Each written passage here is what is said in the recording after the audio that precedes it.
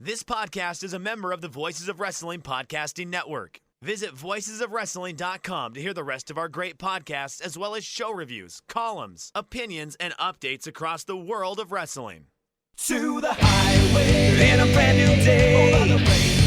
Gotta let it go. So go.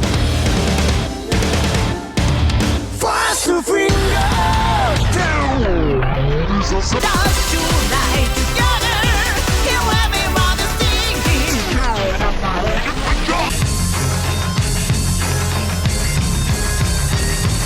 你看到我就怕，头皮发麻，我的手。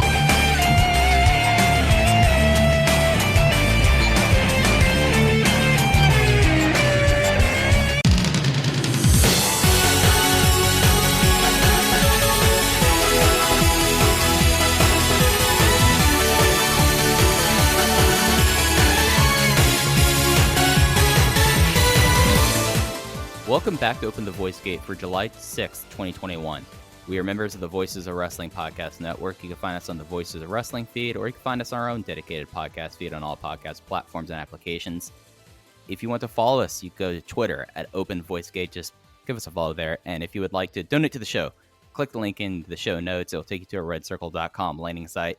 You click the red box that says sponsor this podcast, and you can set up a one-time or reoccurring donation. No obligation whatsoever, but we would like to thank all of our previous donors. I'm one of your hosts. It's your old pal, Iron Max Spears, joined alongside, as always, by Case Lowe and special guest today, John Hernandez. Case and John, how are y'all today? Doing good. Glad to be here. Thanks for having me, you guys. Yeah, I'm stoked to have John Hernandez on the podcast. John does a lot of our previews, our written previews for Dragongate big events over at voicesofwrestling.com. And as we're winding down the career of Masato Yoshino, we figured, hey, John Hernandez is a guy that knows a lot about Dragongate. Let us have this man on the podcast, and thus we made it happen. And I'm very glad he's here. Yeah, it's gonna be humbling. Relatively speaking, in this room, I know very little about Dragongate, but I'll do my best to keep up. But you know, the important thing is that we've all come together to talk about Masato Yoshino and talk about the promotion we enjoy / love, Dragongate. That there's no like learning curve, there's no intimidation here. We're all in this together. So you won't bully me again. Oh, I would never bully anyone other than people who think that Dominic Mysterio and what's his name, Punter Dude, were better rookies of the year than SB Kento. Those are the only people that should be bullied. John, can we get on record your Wrestling Observer newsletter awards from last year? We just want to make sure you weren't a Dominic voter, and if you were, we're going to have a very unfortunate conversation. I was going to try and do a bit about being a Dominic Mysterio apologist, but I can't even gamble it. I can't have that taken out of context. No, you don't want that clipped. You don't want that clip surfacing on the internet anywhere.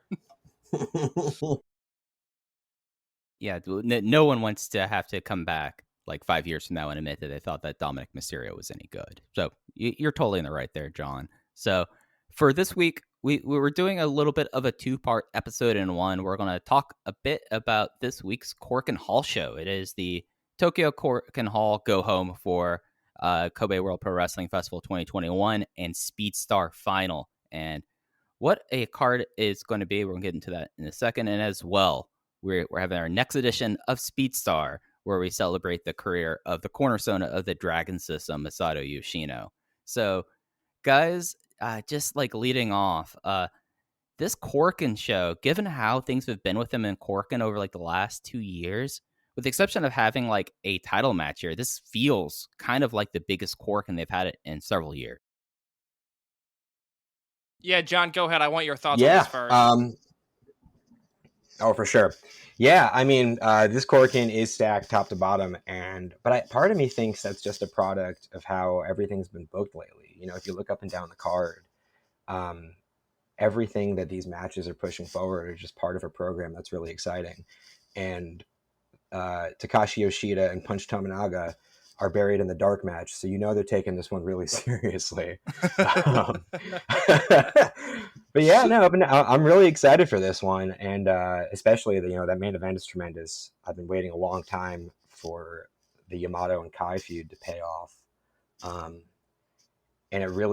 it seemed like it never would until, a couple Korakuens ago when, was it 2 months ago when they had Yamato and Kai, and then they had SB Kento. Yeah. Yeah, that match, I mean, it ended up just being a tease for like 8 minutes, but that was the first time I felt something like approaching blow-off intensity between Yamato and Kai.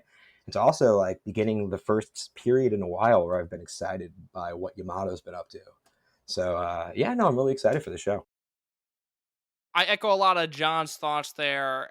It's exciting for me, and I've talked about this on the podcast quite a bit recently.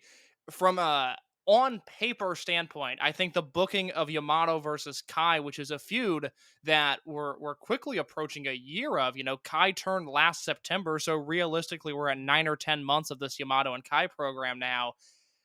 It's on paper made total sense. I've enjoyed the elevation of it along the way, but none of it has really excited me all that much. It's a little reminiscent of the prolonged Dragon Kid versus Eita feud in 2018, where I could look at it and go, yes, all of this makes sense. I see what they're doing, but I don't necessarily enjoy it. Now, I think there were some active detractions in Dragon Kid versus Eita, whereas with Yamato and Kai, it's more just been average. It's been fine. It's existed. It hasn't really swung too high. It hasn't really swung too low. I do think they have a chance, given Kai's background, given the fact that this is Yamato's signature match. I do think they have a chance to knock it out of the park with this no ropes match. Like we talked about a few weeks ago, the first one they've done in 7 years. The last time they did this was Yamato versus T-Hawk in 2014. So we're talking about an entirely different universe, with Yamato representing Mad Blanky, T-Hawk, one, just being in the company, and two, representing millennials in that match. So I like the main event. Really excited for that. Hopefully that's one that catches a little bit of Western buzz, just because it's a gimmicky match and it's a little different. And I would hope that some gifs circulate, assuming the match is entertaining. I also am through the roof excited about match number 3, Masaki Mochizuki versus Coach Minoura in a singles match. This will essentially mark Minoura's 3-year anniversary of the promotion. He debuted in July of 2018. He very quickly found himself in a position where he stepped up to the plate, slapped Masaki Mochizuki in the face as a rookie, and then quickly paid the ultimate price for it, aka getting kicked in the fucking head. Minoura has obviously grown, King of Gate finalist, a man that is right on the, borderline Dreamgate challenger level. I expect him and Mochizuki to knock it out of the park in this match. That is what really jumps out on this card for me. Mike, what is it for you? I just think, like, up and down, this is such a complete card. Like, if I'm going to pick one match, just because I think this is probably, given who's around and who's available, the best kind of match they could do for him in Tokyo is the summer main event. It's the Speedstar Final Countdown in Tokyo.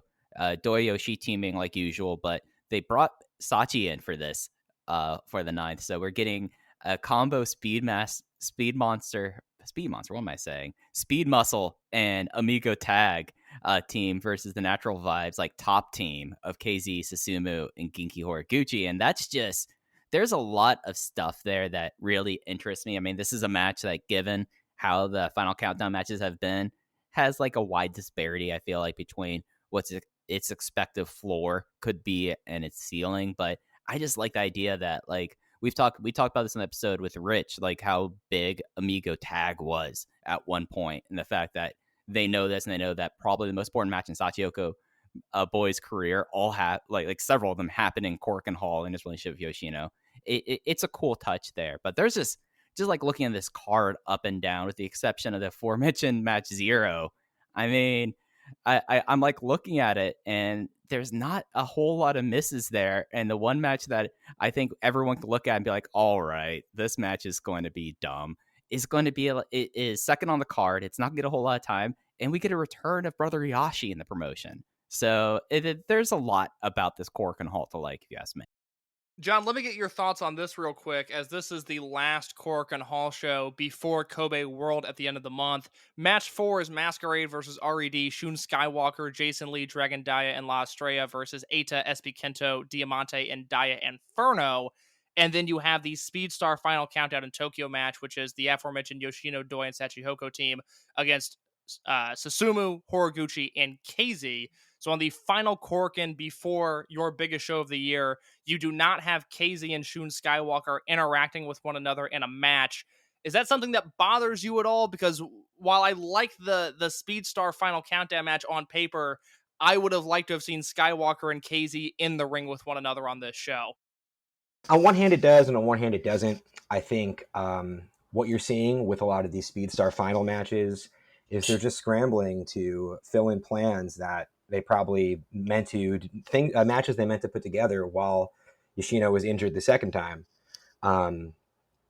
And having an Amigo tag reunion, this is probably the last opportunity for that. So I get that. And I also think, we've gotten it helps that last year or 2 Kobes ago, you had the KZ Shun Skywalker match there.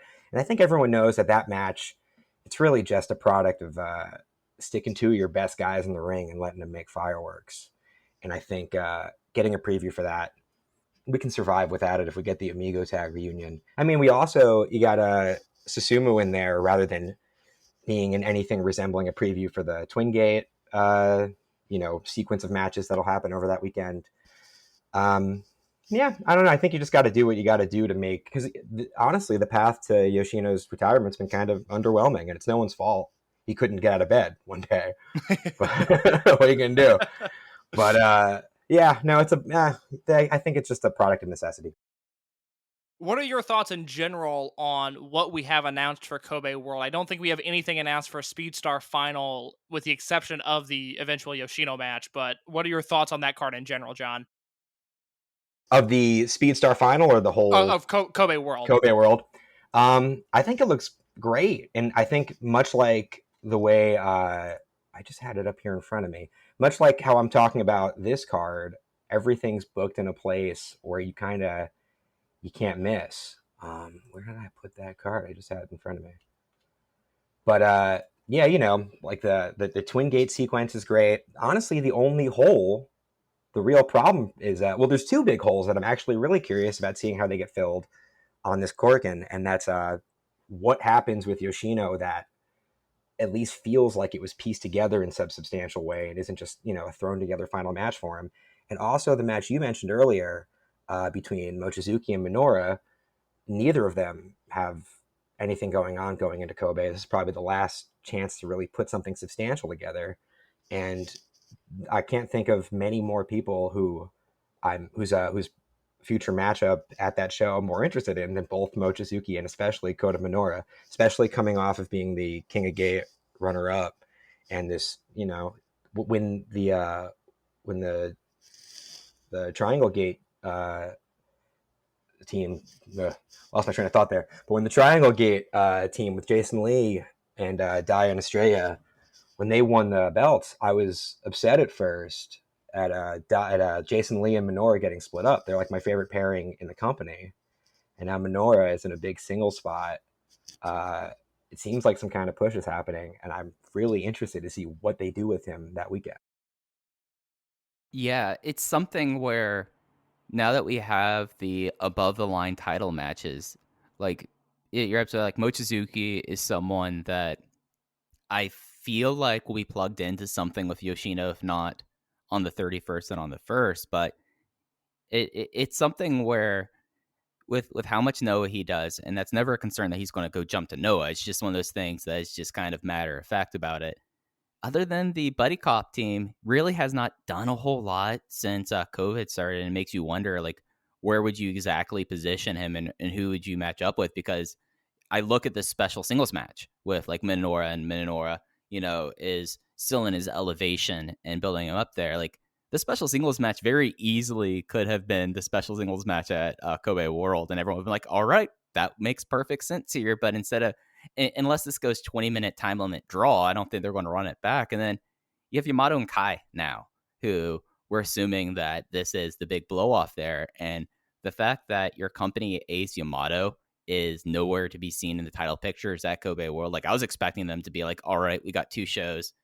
We're okay about Speedstar Final. That show, I think, if it has not sold out right now, I believe it will be a sellout by the 1st.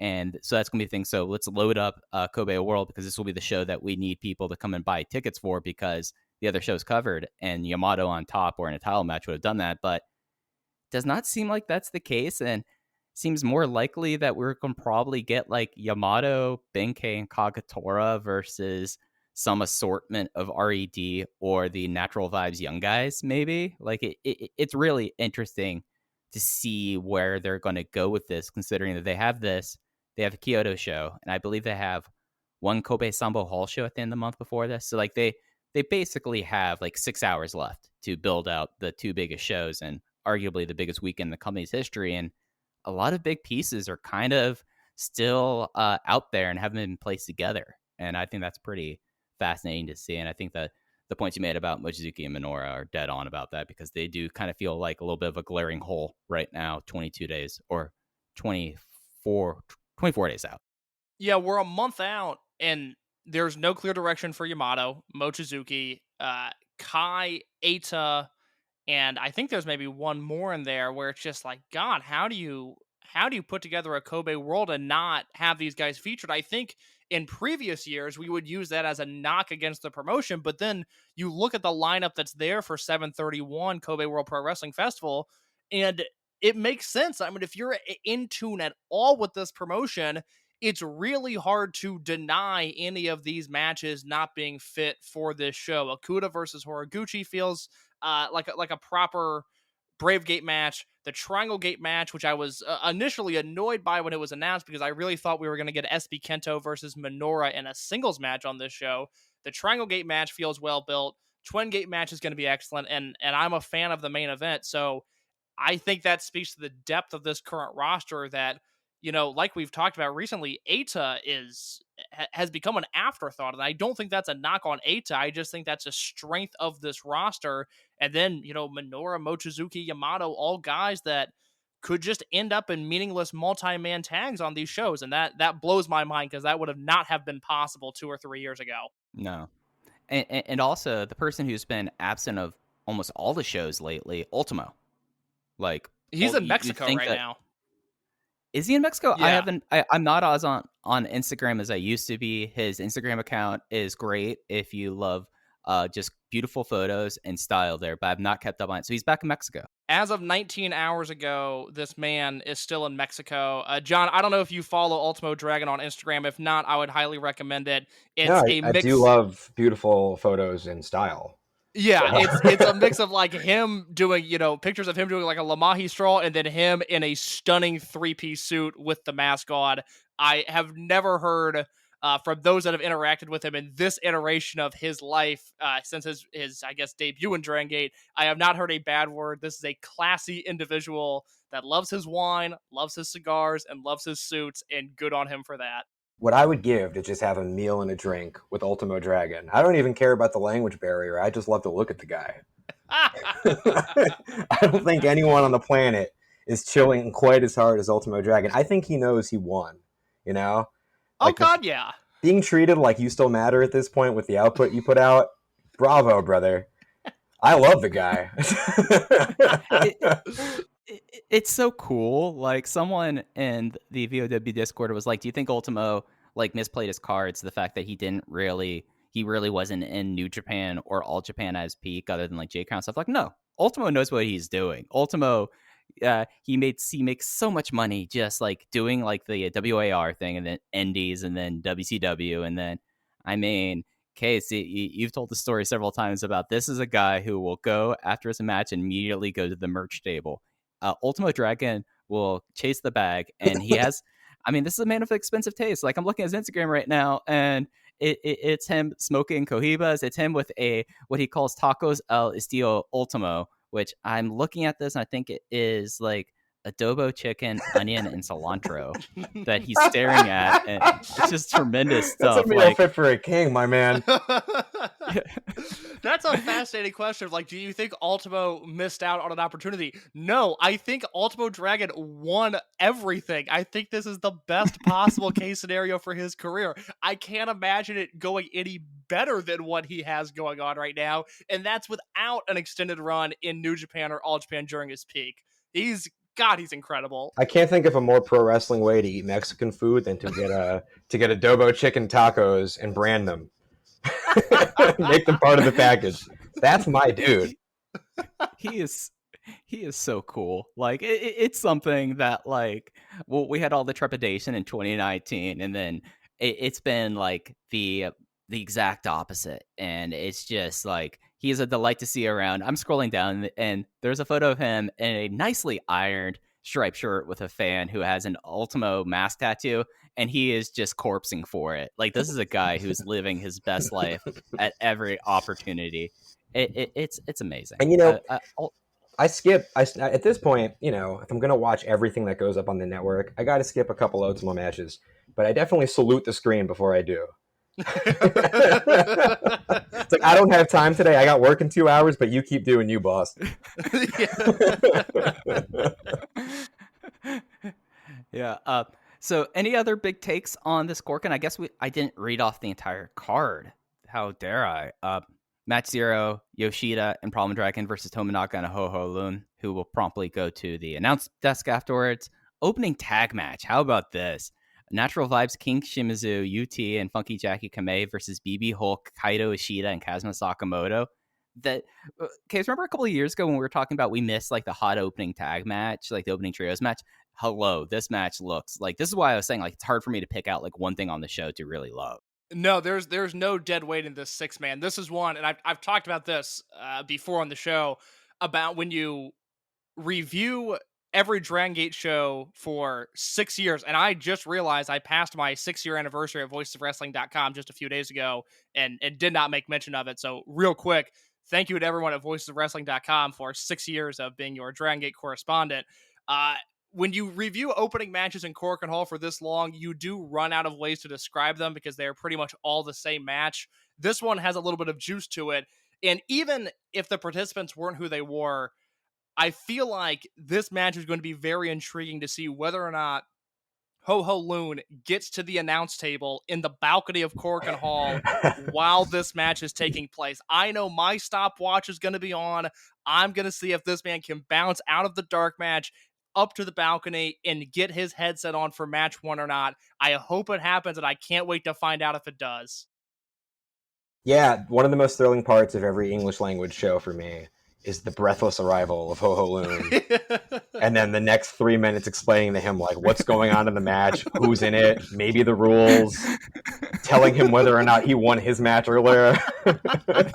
It's really a total joy. And also, just because I don't know when I'm going to get the chance to say it to you guys again, this Natural Vibes lineup is just unfuckwithable. And, you know, I used to think I wasn't that into Natural Vibes the way other people were. I used to think the dancing bothered me. It didn't. I just wasn't that stoked to watch a unit with Yashi in it. But now we got UT and Jackie Kamei, and like looking at that, like, and like everyone's on board. We all across the globe unanimously agree King Shimizu is the best, right? Yes, sir. There's not a negative word to say about this man anymore, No. Right? Okay, cool. Not one that I will tolerate. Not one that I will listen to. No, I wouldn't. He's an absolute prince. I wouldn't stand for it for a moment. I'm glad to hear it. And you know, I don't know if Kamei is like, you know, he's gotten enough laps in the ring to pick up the pace again. But that pairing of UT and Kamei could be that like real banger opening match formula that you're talking about. You know, real pick up the pace kind of thing. And it's just, you know, it's like you said, like just they can't miss with these lineups. They can stick anyone in a match and they can't miss right now. Well, they are sticking one person in a match that we haven't talked about. Match 2, 10-man tag. It is high-end Dragon Kid, Keisuke Kuda, Benkei, Kakatora, along with I wonder if he's going to be a member of high-end for the night. I know one word of that phrase he's really into. Brother Yashi, who is instead of saying freelance, he is Duff Pro Wrestling, which no surprise there, but also Kobe American Pro Wrestling, which for me saying this, I've never heard before in my life. I was going to ask you, Mike. I have absolutely no knowledge of this promotion. No, I was really counting on you guys on that one. I saw him like promoting stuff, but like he also like promotes so much like reggae stuff that I was like, okay, like, is this going to be another thing like that? But I guess he's running some shows in Kobe and Kyoto. I know he's Kyoto based, but interesting like this happened because he just like up and disappeared last year. And, he's coming back around. I mean, the last time he came back around at Yoshino's assistance, we saw how that went along for him. But, he's going to be, he will be the high part of high end. And they're going against Fuji, Saito, Kanda, Kenichiro Arai, Gamma, 5 guys you don't want to see in a back out. No, but also looking at the lineup of this match, I just remember now that Keisuke Okuda still has the Bravegate title, which says a lot for how that reign's been going. I do like Okuda in there with a bunch of goons like that. I think Okuda pairs well with this big goon squad.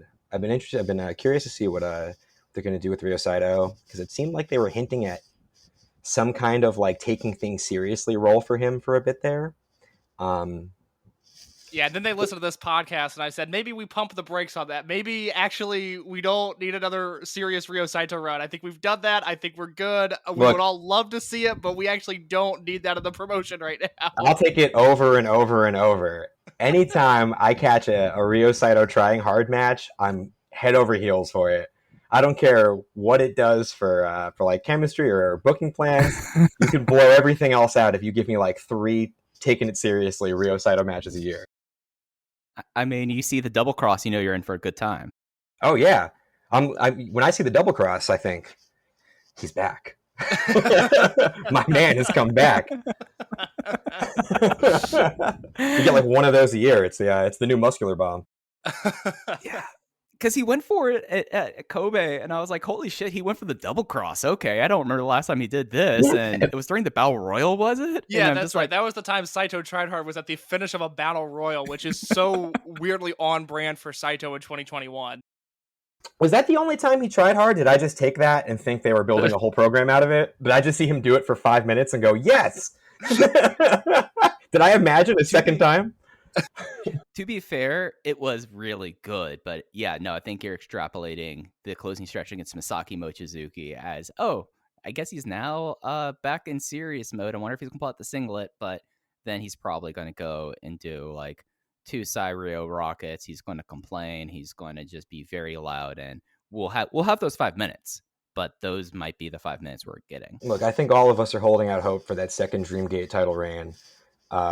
I think we're all going to burn out on Shun soon, and we're gonna wait. We're all going to be dying for Ryo Saito to come back, take that belt, lose it in his first defense one more time. Can't wait.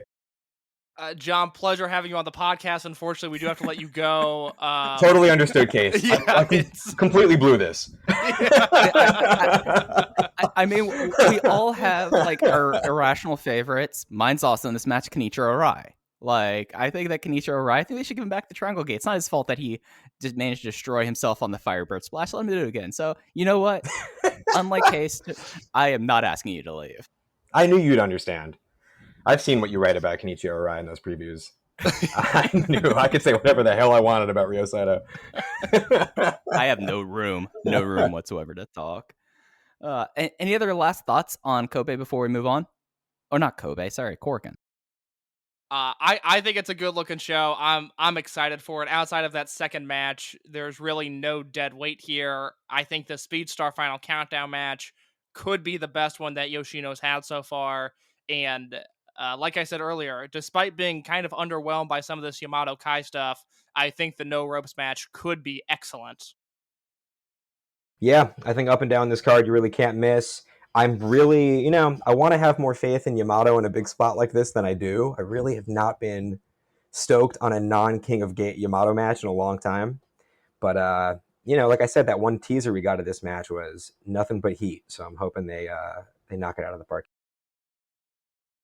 It's going to be, I think that this is something that Yamato's kind of like tapping into some of the old Yamato tendencies in a way that I really like. And I think that's going to be my hope, is that we get to see more 2010 Yamato and not 2019 Yamato. That's my big hope. Or like really 2016 Yamato. That's the one that drove me insane. Yeah, fingers crossed. Here's hoping. Support.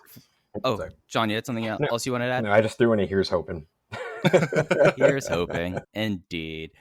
Support for Open the Voice Gates brought to you by Manscaped, who is the best in men's below-the-waist grooming. Manscaped offers precision-engineered tools for your family jewels. They obsess over their technological developments to provide you with the best tools for your grooming experience. Manscaped's trust by over 2 million men worldwide. We have an exclusive offer for our listeners, 20% off and free shipping with the promo code OTVG at manscaped.com. And Case, we were talking about this before we got on air. It has been full blast summer for us. The humidity is out there, but I have to tell you, the Perfect Package 3.0 is the cure for all of our humidity ills. Oh my God, I could not live without it. It was obviously 4th of July weekend this past weekend. I took my lady friend to the beach. We sat in the sand. Perhaps we listened to an album by the name of Impossible Sum by Maxwell Stern, which perhaps one of our guests might have played on. We enjoyed that album as we were sitting by the water, and I was confident, I was cool, and I was comfortable because before I left the house, I used the Lawn Mower 3.0, the 3rd generation trimmer that features cutting-edge ceramic blades to reduce grooming accidents, because Lord knows I should not be allowed to use sharp objects under my own supervision. But the thing is, this razor has an LED light for a more precise shave. I could do waves, I could do fades, I could do lines, I could do anything I want with this thing. Of course, I just give it a basic shave, but the possibilities are endless. And I am confident when I am getting lucky because of the Manscaped Perfect Package 3.0 kit, because it doesn't just have the razor. Mike, what else does it have that we constantly preach about? Well, they have the Crop Preserver and the Crop Reviver. It's kind of a two-stage thing. The Crop Preserver is an anti-chafing ball deodorant and moisturizer. Look, Case, you're out on the beach. I complain about the humidity all the time. I even had to go get the dog a special summer haircut because I was like, dude, if I can barely tolerate this, I don't think you can.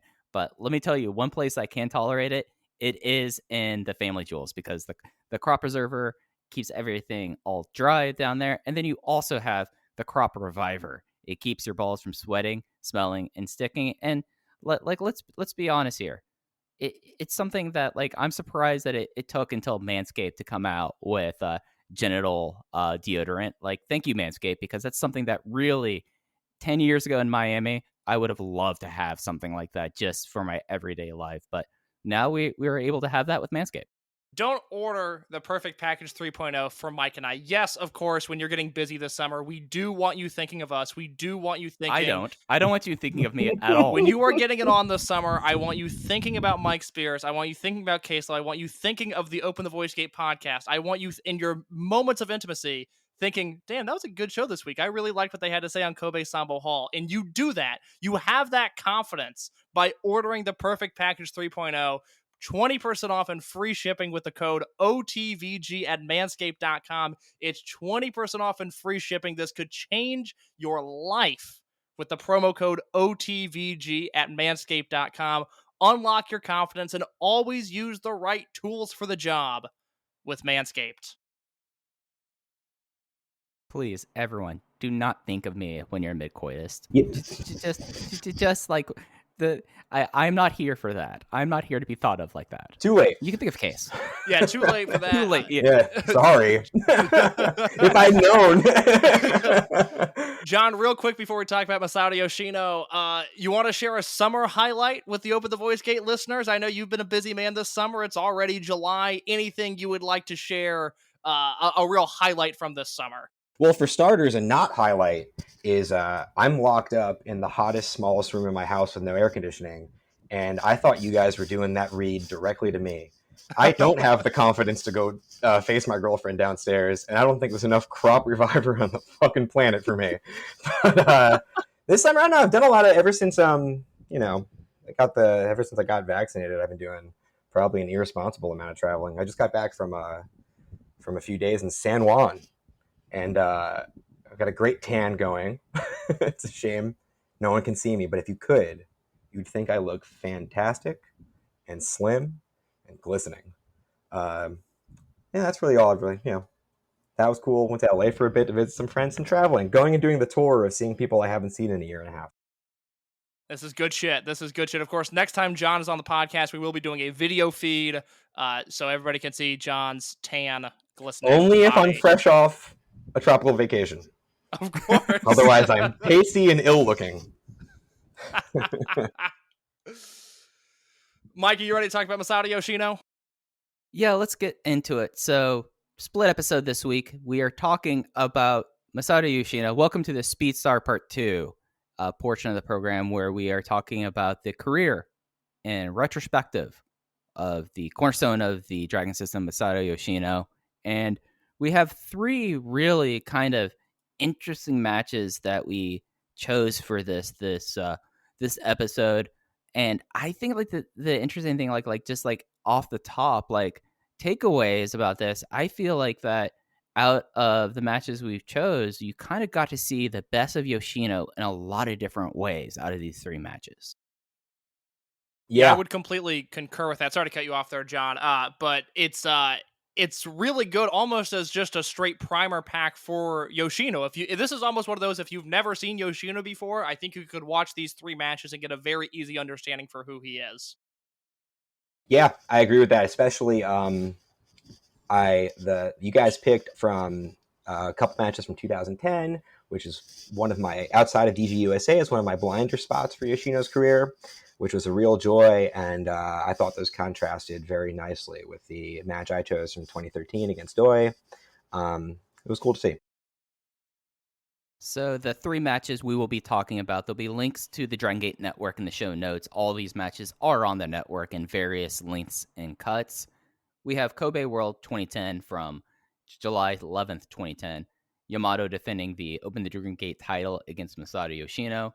Earlier that year, I'm just going off my notes. I don't know where we're going to go in here, but probably this will be the one that's worth talking about first, just chronologically. Dead or Alive 2010, 5-5 2010. Nanawa style elimination tag. World 1 of Doi, Yoshino, Hulk, and Naoki Tanizaki versus the Warriors team of Shima, Gamma, Genki Horiguchi, and Ryo Saito.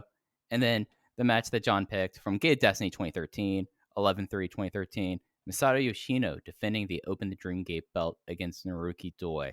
And I guess like would be I feel like just for flow probably be easiest talking about Dead or Alive first. So unless you all want to talk about another match first. No, that works for me. Yeah. All right. So as just mentioned, this is from Dead or Alive 5-5 2010. Nanawa style elimination rules match. For those, since they really don't do Nanawa style or like loser revive matches anymore. For those who are unaware, Nanawa style are a over the top rope pinfall submission. But the rules about this match is that you start off with 1 member from each team. So if people remember the Wakayama tornado winning tag, kind of like that. And then every minute someone else comes in until everyone else is there. And I think it's after everyone else is in the ring. That's when the over the top rope rules are in play, right? That sounds correct. Unfortunately, other than Jay, we would be the 2 people that would probably know that, and I'm not 100% sure.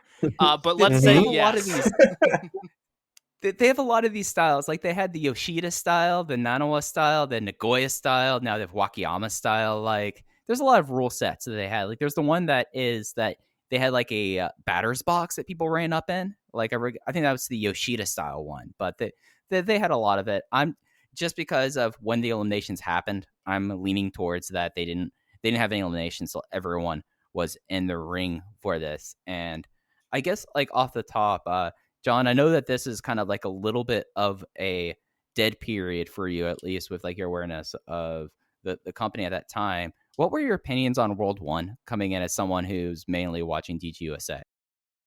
Well, it was tough to understand the dynamic. Like I'm very familiar with World 1, and I've seen intermittent shows. I've definitely seen other shows on cards we're talking about, or other matches on cards we're talking about. But is World 1 just kind of feels like something akin to an all-star team at this point, with the lineup they roll out here. And as it's going on, like I know how World 1 is like sort of perceived in DGUSA at the time. I know how like Yoshino and Doi are perceived, and Hulk is booted out, or I don't remember if that coincides with how things work in Dragongate proper with what's going on in DGUSA. But in this scenario here, Warriors are the bigger babyface team. No? At this point? Kind of, because you have Shima there. Right. These were both face teams, but you kind of had like a newer generation face team with Doi, Yoshino, Tanizaki, and Hulk, and then you had people from like the first two classes and Warriors, and even like in Aichi and Nagoya. Like that's a crowd that I feel like that throughout the years they like their tried and true. And even though like Yoshino's on the ascent here, and Hulk is someone that next year he'll have his big heel turn and things will change around. Both at World One was in a weird spot at this time, and it's something that really up until its end, at least it's of my belief, like a really interesting collection of members towards the end, like Mark Haskins visibly at ringside doing second duties here, but it did feel like that they were kind of at the space between the Doi title reign and the Yoshino title reign before they had like all the drama around the Triangle Gate. It did feel like that they were a little bit aback in comparison to Warriors, I would say. I think it could almost be deciphered as just what you value in this promotion, because, for me, more of a work rate guy and someone who, when we talked about the best units of all time, which I don't know if that was a week or two ago, I don't remember when that was, but World One for me, these are all guys that can work. I don't even think when we talked about World One on the show a few weeks ago that I mentioned Naoki Tanizaki, who was awesome in this match, and then you have Doi, Yoshino, and Hulk. But if you're someone who values the more character side or the more charismatic side of Dragon Gate, Warriors in this specific lineup with Saito and with Genki and with Shima in particular, that seems like a winning combination. It certainly seemed like in this match that the crowd was more favorable towards Warriors than they were World One. Yeah, it was tough not to just take my perceptions of either faction from DGUSA and apply them here, where Warriors is like as over as can be because they have Shima. But yeah, and also like you mentioned, Naoki Tanizaki, like everything I know of him is when he's already Mr. QQ or whatever, you know what I mean? So watching him just crush it back then, absent the future kind of jokey name and gimmick, is also cool to see. I thought Tanizaki ripped it up in this match. Tanizaki is one of those guys that, we talked about Ultimo earlier and just kind of how everything fell in his direction, and we're living the best possible Ultimo Dragon life right now. Tanizaki seems like a guy where maybe we've gotten the worst case scenario for him with just the way he was pushed at times, not really sticking, that, bouncing from Dragon Gate to El Dorado and then coming back and then leaving again. And now he's stuck doing Kaliga Pro and Dove Pro, where, he's a guy that, I think about how dire the All Japan Junior division is. And if Tanizaki showed up, I think he'd be just such a tremendous addition to that division. Same could be said for Noah. I think there's a lot of open weight guys in Big Japan that he would work well with. It's easy to forget just how talented this guy is, and mind you, still is, because he's fallen so far off the radar in respect to what he was doing in Dragon Gate. But he was not the MVP of this match, I will say up front. The MVP of this match was Masato Yoshino. It's why I picked it. But watching Tanizaki, especially if you're not familiar with this era of his career, is a real delight and well worth investing time into just to watch his performance. Yeah, absolutely. And you know what? I'll save my pick from when we're breaking it down a little more. But I actually was surprised. I did not think Yoshino was the MVP of this match. Well, that is a very interesting development. Let me take the reins here, just because this is the match that I picked. Mike beautifully described the rules of this match to the best of his ability, and I do think when the book of Dragon Gate is written, which perhaps is an idea that's been floated out there, I think we now have to have a glossary for all of these gimmick matches. We need to nail down the rules of the Nanawa style elimination match. The story of this promotion cannot be told without the official rules for the Nanawa style elimination match. But what you get here is 2 teams of 4. I think it's very interesting to look at the entry order here for World 1 in relation to Masato Yoshino, where Doi starts the match. He starts it with Shima. Tanizaki comes in. He's a house of fire from the start. And it is Masato Yoshino not entering last, but entering third. It is BB Hulk who kind of rounds out World 1 here and looks like the bigger star, at least on his entrance, compared to Yoshino. And I think as we go through the next decade of Yoshino's career leading to now, this is probably the last match, unless he's specifically paired with Mochizuki in a Junction 3 match, where you can look at Yoshino on a multi-man team and say, this man is not the biggest star of his unit. In this case, it was BB Hulk. I think as we talk about what would progress into 2010 and with the match that Mike picked, that would change. But for now, it's very interesting to me to see this dichotomy of, again, to me, Hulk was the guy in this match, and they were using it as momentum to build Yoshino up for what was to come. And I thought they did a tremendous, tremendous job of that. It's interesting to note a few things here, just a few moves that I liked. One, and Mike, this can go to you for clarification here. Speed Muscle did a heart attack lightning spiral deal, which I don't remember them ever doing that. That kicked ass. Is that something that I've just forgotten about, or is that something that they busted out here for a special occasion? It's something that was like a big match move along the same lines of the Doomsday Sling Blade that like you would not see much later into their career when they weren't really tagging as much there. But yeah, no, the heart attack lightning spiral, like the one thing about going through these matches that's got me is like the lightning spiral is such a cool move. I really hope he hands it down. Like I know we've said that Matt Sydal has informally adopted it. Maybe he got it here, but it's just something that it looks so cool. Like when he did that here with that heart attack version of it. So just to take you guys through the eliminations, Doi was the first one out. He was pinned by Ryo Saito and Genki Horiguchi. Tanizaki then eliminated Horiguchi. Shima eliminated Naoki Tanizaki with a nasty-looking Meteora. BB Hulk eliminated Ryo Saito. And then we got down to the nitty-gritty in this match. It was Hulk and Yoshino versus Shima and Gamma at this point. Hulk winds up on the apron.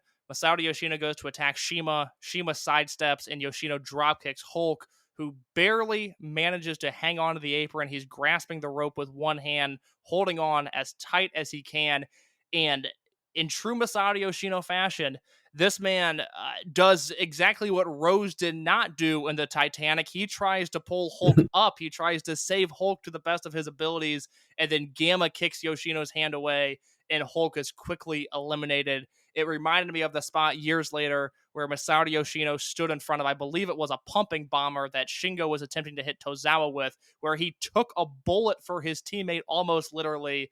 It is so representative to me of the Dragongate family, of what Masato Yoshino meant to this promotion, and it's a spot that really stood out to me. That left us with Yoshino versus Shima and Gamma.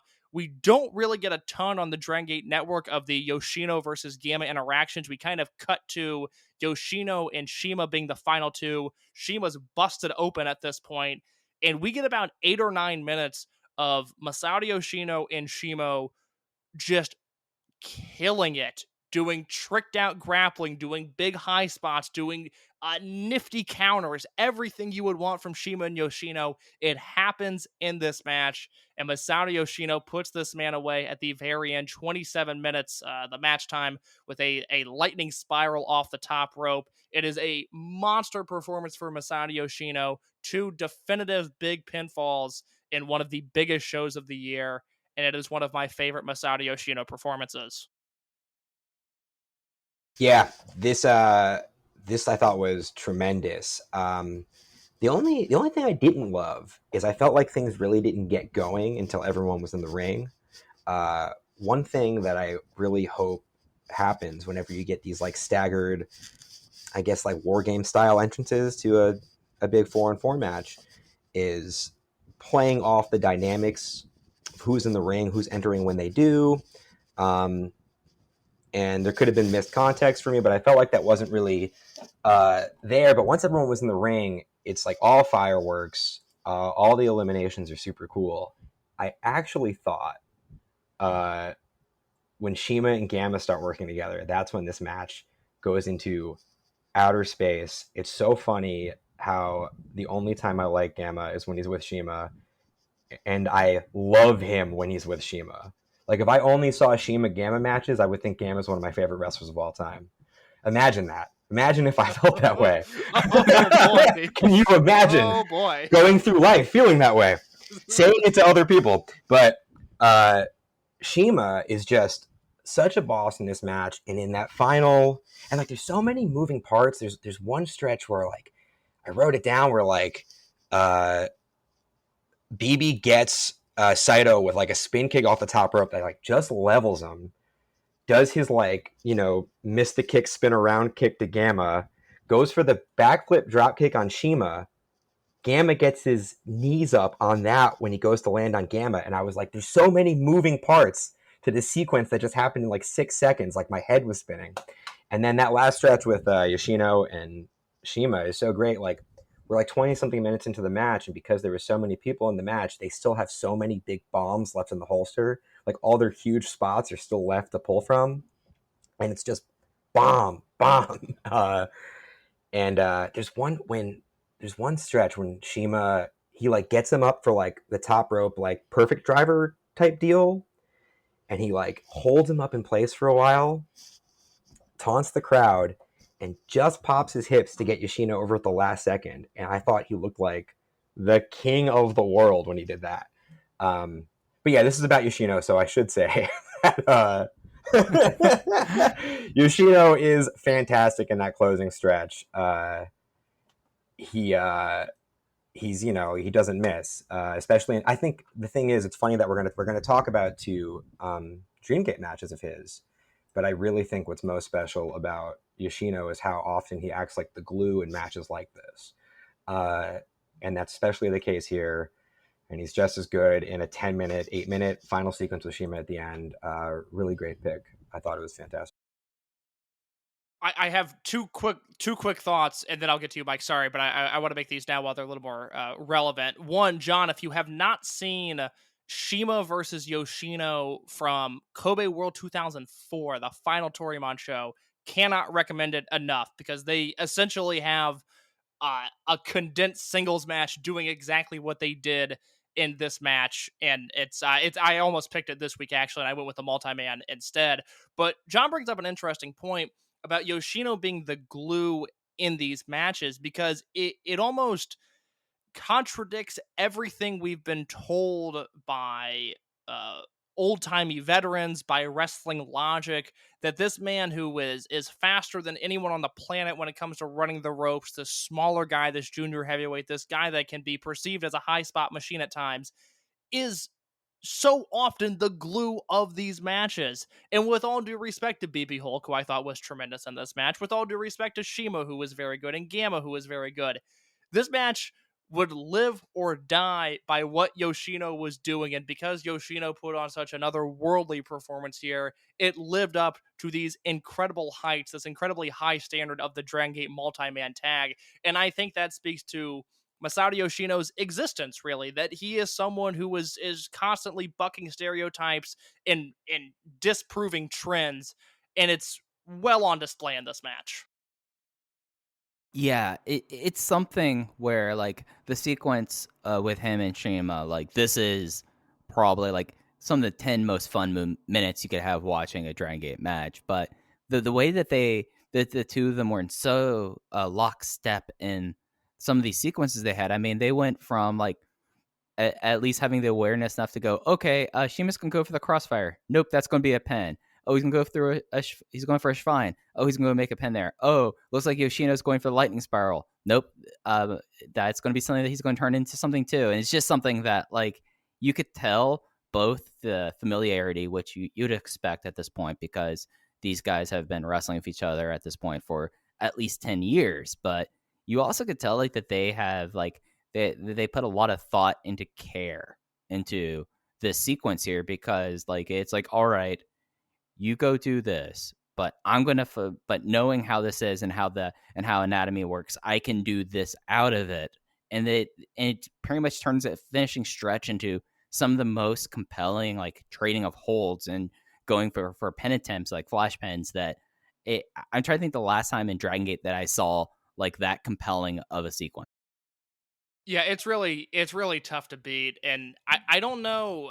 I guess I'd probably go to that world match that I just mentioned, of a marquee Shima versus Yoshino match, kind of the essential one there is. But something that I picked up on, especially through the Dragongate USA Rewind and Rewatch, was, my God, Shima and Yoshino, when they get in the ring with one another, lockstep every single time. These guys know exactly what they're doing with one another.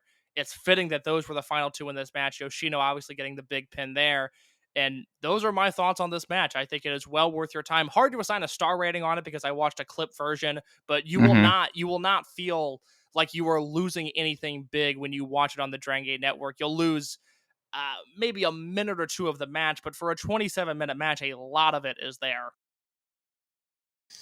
I imagine this clipped kicks ass. If you whatever fat there is to find in this match, if you cut it out, this must just be your eyes must be rolling around in your head watching it.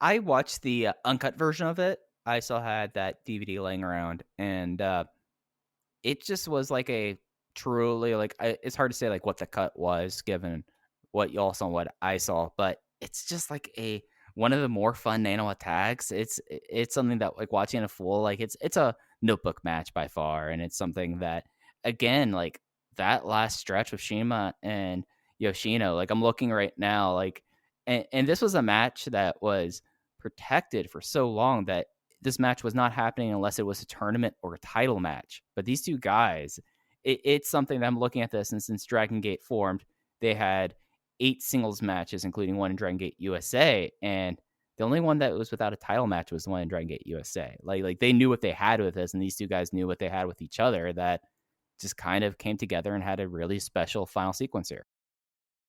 Well said, Mike. Let's talk about what came just 2 months after this Nanawa style elimination match. Right. So, in some synchronicity, Case and I did not go let's talk about the summer of 2010. The next match and the next pay-per-view for Dragon Gate was Kobe World 2010, main evented by Yamato defending the Open the Dream Gate title against Masato Yoshino. This was something that Case, when we were like doing some prep, trying to figure out things, okay, what was like happening leading into this, very conspicuous title build, especially for Kobe World, that best can be determined as he built up a whole lot of momentum and then beat Takuya Sugawara to get this title shot before he got to face Yamato in the Kobe World main event. This is unfortunately the Triple H versus Chris Jericho equivalent in Dragon Gate from their match at WrestleMania 18, because when you think of World 2010, it's Shingo versus Hulk in a hair versus hair match, the same way at WrestleMania 18, it's Rock versus Hogan. This is a very good match, but no one remembers this. And it's weird to think that for a long time, this was kind of the signature marquee Masato Yoshino singles performance. But yeah, it's forgotten about it. It would become, almost a 5-star match game level question of what was the main event of World 2010. You don't think of Yamato versus Yoshino. Part of that just being the legacy of Shingo versus Hulk and what it's become and how it's lived on for the past decade.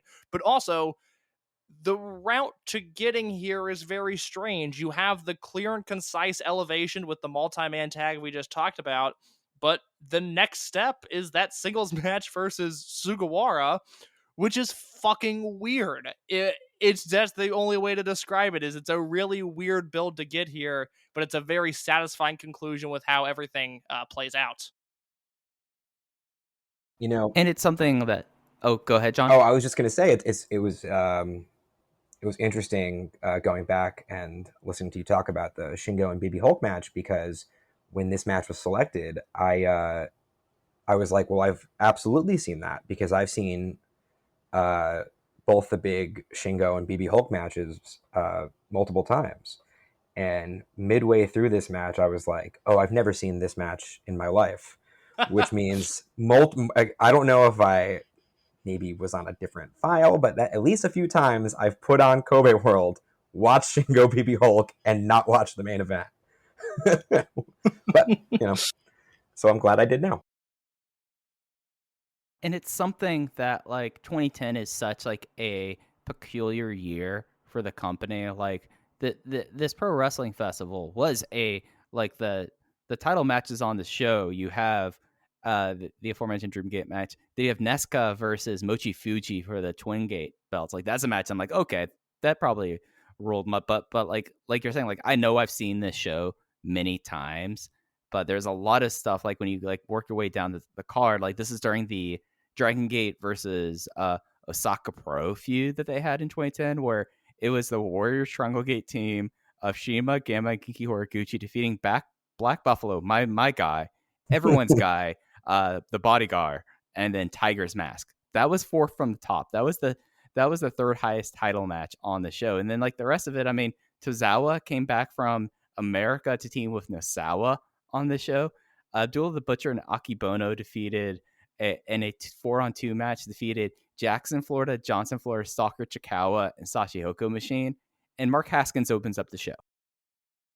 Yeah, it's a really odd world show now. I don't know how much of this is available on the Dragongate Network, because I know these Kobe Worlds are clipped down to such an extreme degree. The 4-way tag is really fun, and I will always remember Pac doing a twisting moonsault corkscrew dealio, springboarding from the top rope to the floor onto everybody, and the Gaora cameraman basically shoots it from ground level, so it looks like he is about to touch the ceiling, and it's a tremendous spot there.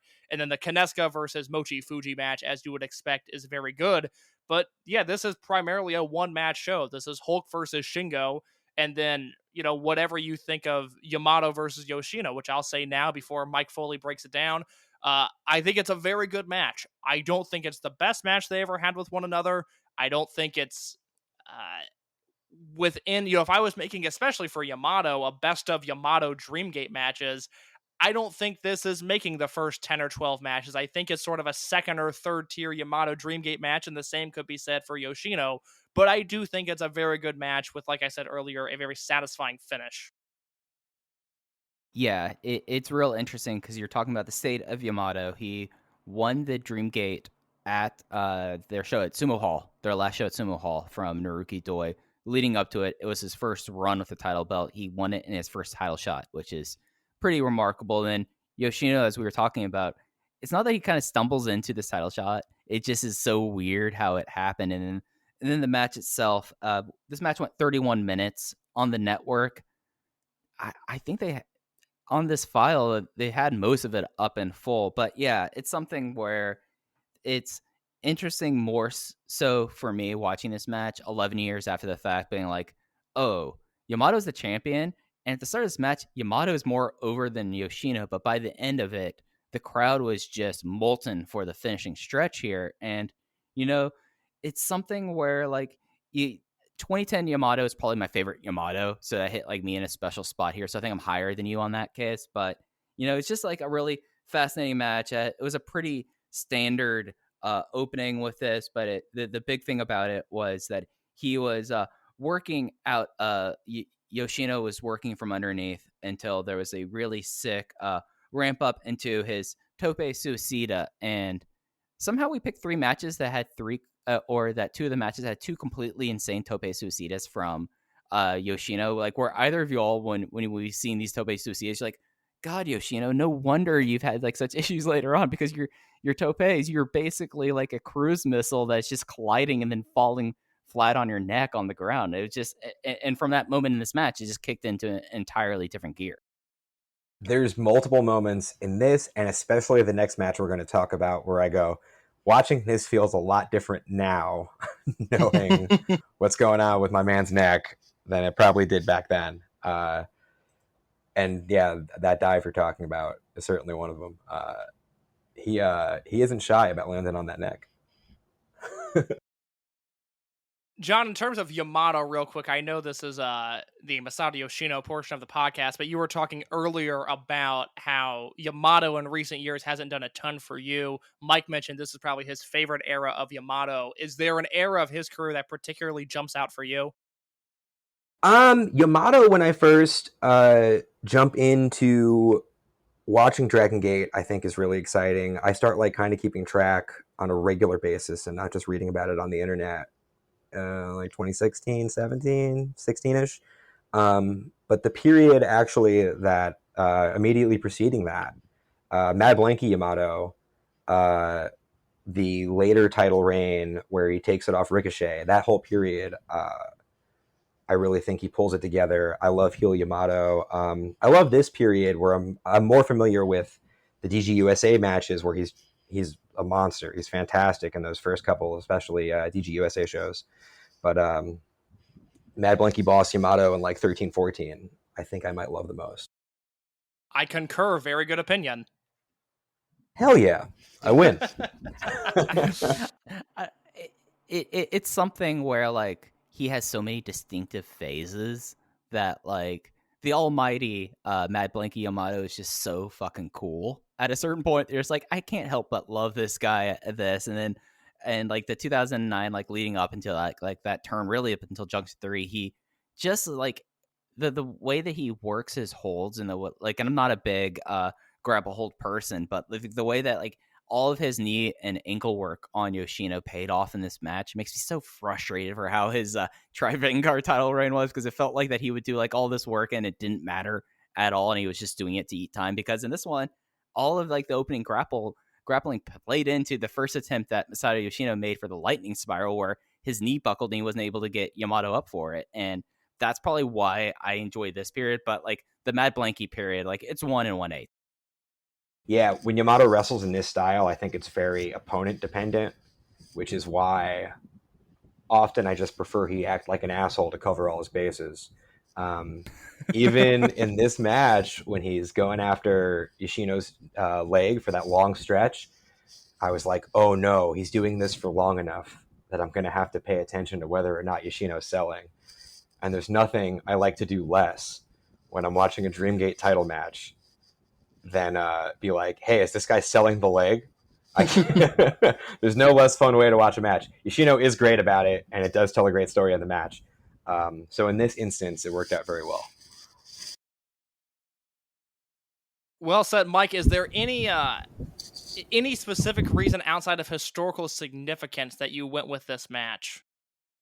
Well, I mean, my favorite period Yamato, to be honest. Like it's something where like I find Yamato's like 2009 until Junction 3 so fascinating, because how, like as I've said, how divergent it is from how he was when he turned heel and then how he was when he became company ace.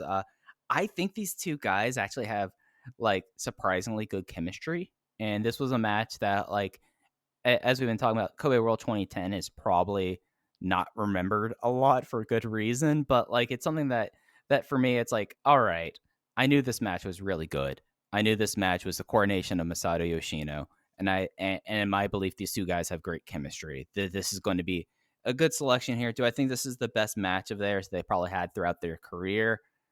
Probably not, but I feel like the historical significance. I don't think we mentioned this yet. Yoshino wins his first Dreamgate in this match.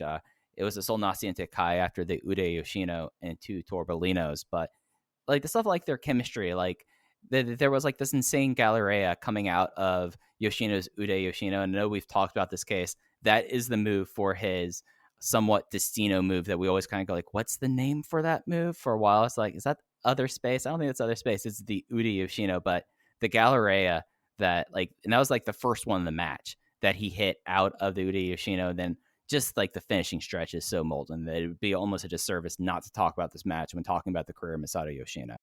My final thoughts on this is I agree with all those points there. Is I've mentioned this on other podcasts before, notably the very long Dragon System Greatest Wrestler Ever podcast that Mike and I did with Alan Forel, where Alan countered with Jeff Jarrett to this statement by me. But I do think Masato Yoshino probably has the best kick out at 2 of any wrestler I've ever seen. And this is a match where that is on full display.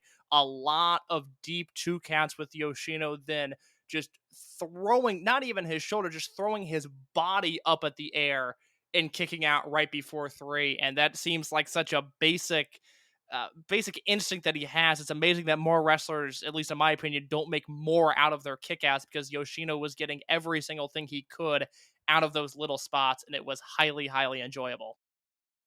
Yeah, especially after that second Galleria, that even knowing who wins this match, I almost bit. Another thing with this match, right out the gate, it does something that I wish more Yoshino singles matches did, where they begin with a grappling sequence where you assume Yamato has the advantage, and then the second Yoshino gets free, he runs the ropes and knocks Yamato on his ass. And that dynamic in styles is always there when you have Yoshino in a match. His advantage is running the ropes. That's what he does. And it's used sometimes. And I even wonder if it was intentional. When Ben K had the belt and it was and he defended against Yoshino, the match ends, well, goes into its closing stretch when Ben K spears Yoshino out of a rope running sequence. And that might be the last major singles match Yoshino ever has, the last big epic he has, at least. And I wonder if that was intentional. But in this match, he does that, and then immediately after, Yoshino goes after his legs, or Yamato goes after his legs to ground him and slow him down. And that's such an easy, simple like story that establishes the dynamic between them. I wish I wish more Yoshino matches played off that. And like you guys said before, the closing sequence, it comes after 2 long trading elbow stretches where I started to really feel the length of the match. And then when Yoshino goes in that last run, it's magic. The crowd's going wild. He's moving at like hyper speed through all those moves.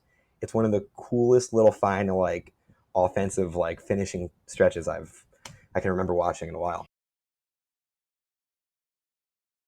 No, totally. It's something that I think one of my big takeaways of both the DGUSA series and us looking into the career of Masato Yoshino is it's not just like the speed star fastest wrestler in the world thing is not just like a nice thing that he kind of pulls out and you see it when he does like the drive-by drop kick and running the ropes, but like the way that he incorporates that into his finishing stretches, like I'm struggling right now with the exception of like the finality that you can get out of like Mochizuki kicking your head off, like the impact and the fluidity of Yoshino's final stretches might be one of my favorites in company history. Like, I think you're dead on about that, John.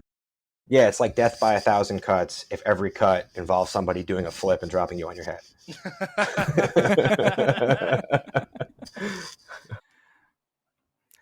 And I think that's probably a good place, John, to segue into your match. You had the Gate of Destiny 2013 main event of this time it is Masato Yoshino defending the Dream Gate against Naruki Doi of Mad Blanky. John, what was your of course, Doi and Yoshi, they're synonymous with each other, both as a tag team and as rivals. What was your inspiration for choosing this match? So my Yoshino is really the thing that brings me into following the promotion as avidly as I do now.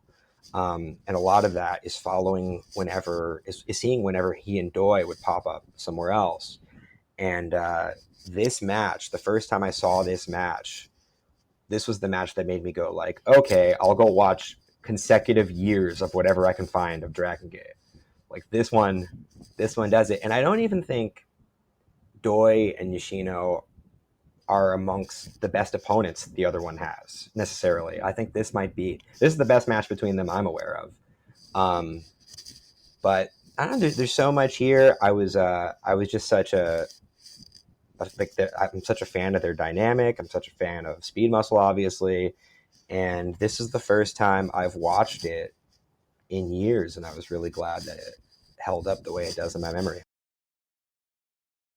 This is right around the time that I start following the promotion in real time. I know by Final Gate 2013, I'm aware that event is happening and I'm watching it as soon as it's made available on Daily Motion.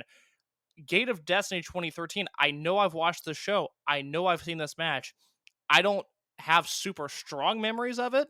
So when John sent this, I was like, yeah, no, I've seen this match. I remember it being, all right. Cause sometimes Doi and Yoshino singles matches don't necessarily click the way you'd want them to. And then I watched this and went, holy shit, this is so good. And I don't know why I don't have this listed in any of my spreadsheets, match recommendations, whatever.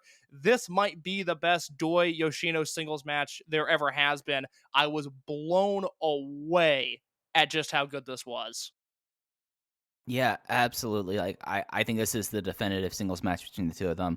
I love the fact that I both love and hate the versions of the shows we get on the network that because they're all cut for Gaora TV. It's all the stuff that they aired later, but the way that they did it with this one, because you get to have like the music video package, which is one of those things that I know I could salute the screen and fast forward a little bit, but I'm just a sucker for the big match promo packages that they did, and the way that like they built it up in a way, like showing first, like this is how Naruki Doi has betrayed Masato Yoshino for so very long, and like going through the World 1 turn, the World 1 International turn, and then the build up to the match itself. I was like, all right, this is like an encapsulation that unless you're gonna then like intersperse this with speed muscle stuff, like this is the story of Naruki Doi and Masato Yoshino. Like you can copy and paste this like into Speedstar Final, and it would be perfect there.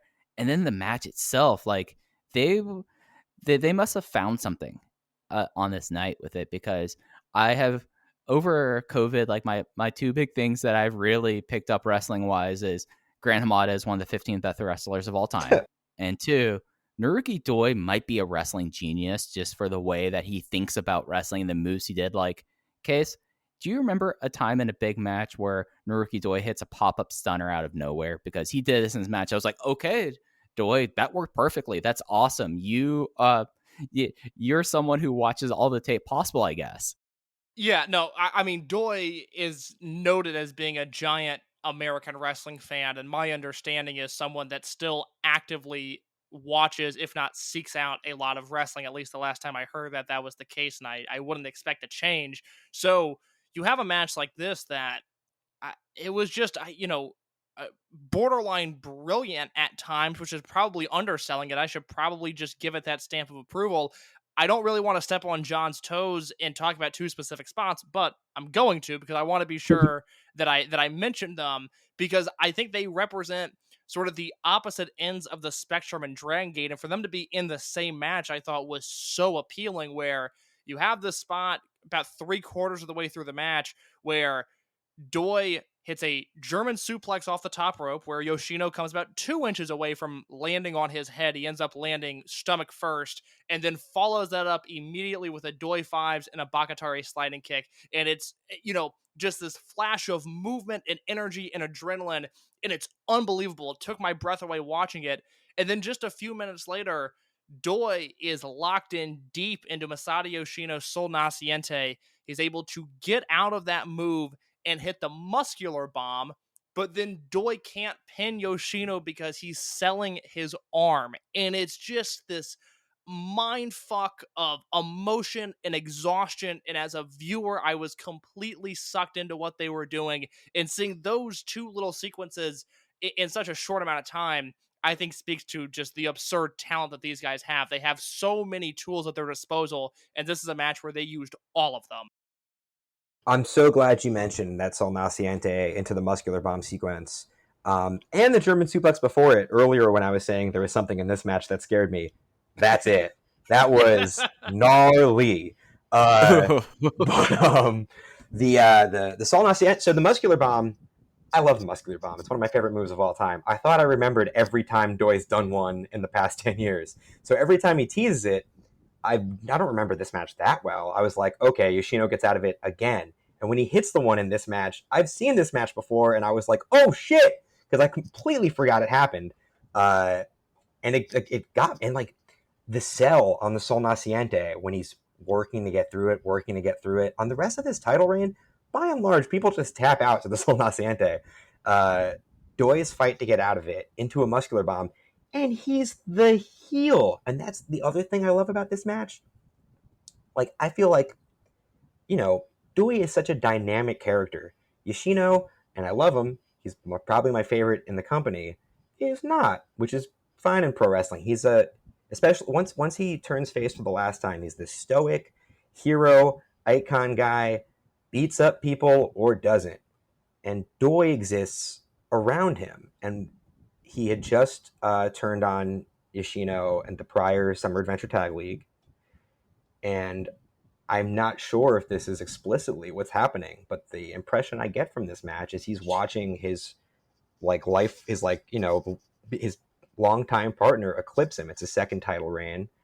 And Yoshino seems like he's in control for a bunch of this match. At one point, Yoshino gets hit in the head with a wrench and then just gets up and arm drags Doi. He's got it under control, and it almost feels like, despite all the heel stuff Doi does in the lead up to this, in a small way, he's like the sympathetic character in this match. He got eclipsed by his old buddy, And no matter what he does, even with all of Mad Blanky out there, he just can't get past him. And I thought that Sol Naciente and that Muscular Bomb like sums it all up so well. Real great stuff. Let me just say about this. Go ahead, Mike. Go ahead. I was going to say, I just love the fact that, like, with this storyline, because I think you're absolutely right about this, John. Like, there's certainly a way to look at how things are going with Naruki Doi and Masato Yoshino, that Naruki Doi is very sympathetic. I mean, he was someone that he can't stand the fact that, like, his partner getting ahead of him. Like, that's why he broke up World 1, was because he thought that World 1, like, was supporting him, not Yoshino. Like, is that a selfish character trait? Yes, but it's something that you could kind of tap into. And then, like, the way that he turned on him again and then joining Mad Blanky, and how Mad Blanky then basically at that point was almost exactly to, like, the golden era of Mad Blanky. Like, it would be a little bit later for it to truly crystallize into that. But there's a lot of ways to look at, like, Naruki Doi as a character in pro wrestling, and how no matter what, like, however long Naruki Doi is going to wrestle after Masato Yoshino retires, hopefully it's long.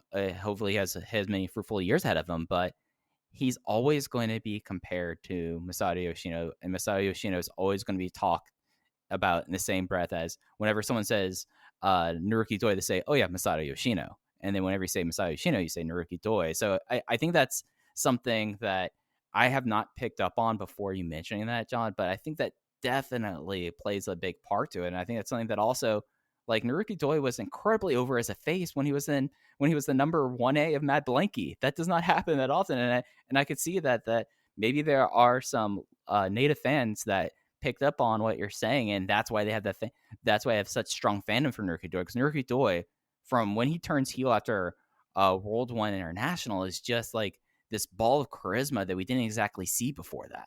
And I think there's a lot of things really true about that. But yeah, no, finishing stretch was sick.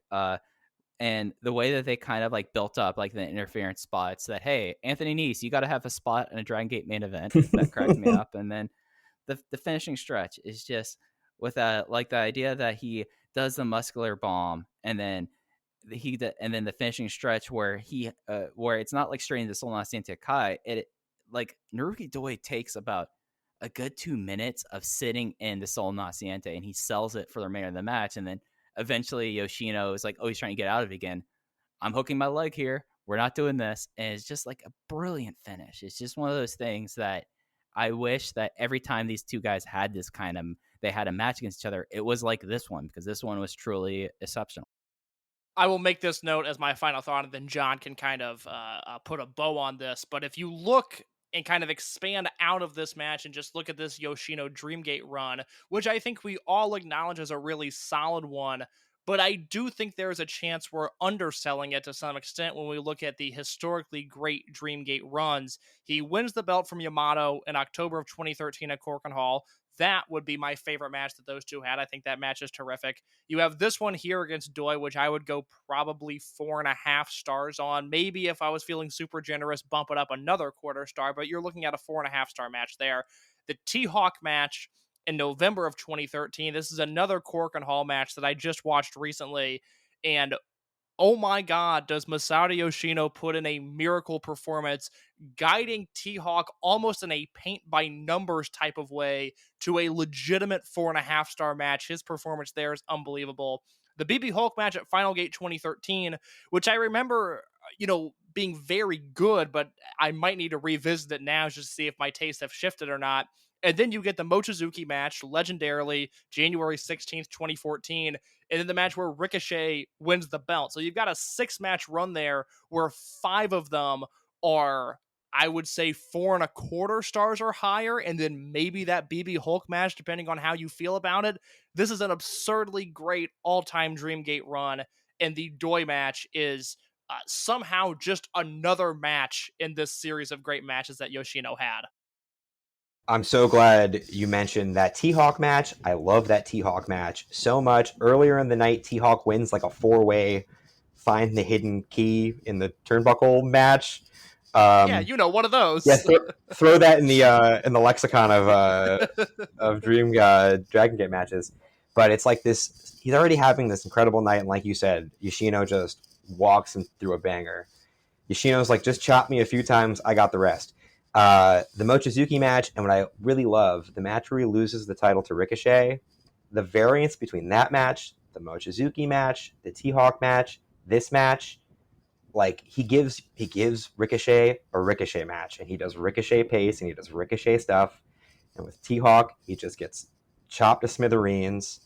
Like he has these people's matches for them, and they're all so great. I love this title reign, like you said.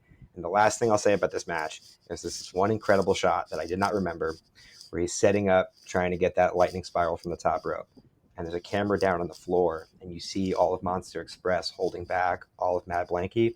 And you always see that in matches like this. But this shot where you just catch the top of all of their heads and them up on the turnbuckle, it looks like the end of King Kong. It looks like they're on top of a skyscraper. It looks like this epic, like, shot for film shot right before the finish for that last stretch. Really great stuff. And like I said, like you said, Case, that title reign kicks ass. Absolutely. Yeah, no, this for me, in a lot of ways, like when I think about Masato Yoshino, it is this title reign. Outside of like the tag stuff, like this is like one of the reasons why I think Monster Express ranks so high for people, because you have like this, you have Ricochet becoming the first ever Gaijin Open the Dreamgate champion. Ricochet is just insane 2014 as an aside. And then you have like stuff like this, like the fact that like Anthony Nese is in this match, and it made sense. He's an assistant. He's getting in there. His hip attack isn't necessarily the strongest, but then that shot, John, at the end, because you have because the big thing is like Yamato's like about to climb the turnbuckles, and then Tozawa like pulls him back. Yeah, is just phenomenal. It's a tremendous addition to Yoshino's catalog. Like I said, I think we can agree this is the best Yoshino versus Doi match there was, and I think it speaks to the career of Masato Yoshino that we've done a handful of these episodes now, and it's a match that neither Mike or I had really given much consideration to, and then you sit down and you watch and you go, holy shit, this is another day in the life of Masato Yoshino, and most wrestlers will never, on their best day, hit this peak. It really speaks to his talent. Yeah, absolutely. I'm so glad you picked this one, John. This isn't just like when we talk about the DVD box set that we've talked about. This isn't just like something that makes a box set. This is a first disc of the box set thing. Like you get that music video in there, you get a couple Doyoshi matches in there, and then you have this match between the two of them. Like it's their best match, and it shows the best of both of their qualities and both of their skills. Like I actually went 4 3/4 on this case. Like I thought that this match truly over delivered given what I've seen from them in the past, and just was truly phenomenal. Yeah, I also went. I'm probably 4 3 on this, 4 3/4. And yeah, I think it lays out the whole story of Doi and Yoshino is all in this match, which I think is quite a feat for a single match. Absolutely. Well, I think that about does it for this episode. John, before we let you go, thank you so much for doing this. What all would you like to plug before we get out of here? Well, thanks for having me. First off, I've been listening to you guys do this for a very long time. It's weird to be doing it. And I play music, like Case hinted at before. I play guitar for a few songwriters, Maxwell Stern, Roger Harvey. I have a band called Timeshares I've been in for 10 or 11 years. Good luck finding that on the internet, but if you do, let me know what you think. And you can find me on Twitter at Old John Hernandez. Let me vouch for John real quick. He did my old music podcast, the Article Albums podcast. We talked a lot about Rancid. That's really the only thing I remember about that show, but I remember John being a fucking awesome guest. And like I alluded to earlier, this is a shoot. I was listening to Maxwell Stern's Impossible Sum on the Chicago beaches this weekend and having a very, very good weekend with that as the soundtrack. So go listen to the Timeshares, go listen to Maxwell Stern, and I hope to see both of you guys in Chicago very soon. Hopefully sooner than later. Yes, sir. So you could follow the podcast at Open the Voice Gate. You could follow me at Fujiheya, 2 eyes like Don Fuji. Y'all know the deal by now. And you can follow Case _in your case. Thank you all for listening to The Voice Gate. We'll be back next week talking about this Korakuen Hall show and the road to Kobe World and Speedstar Final. Take care.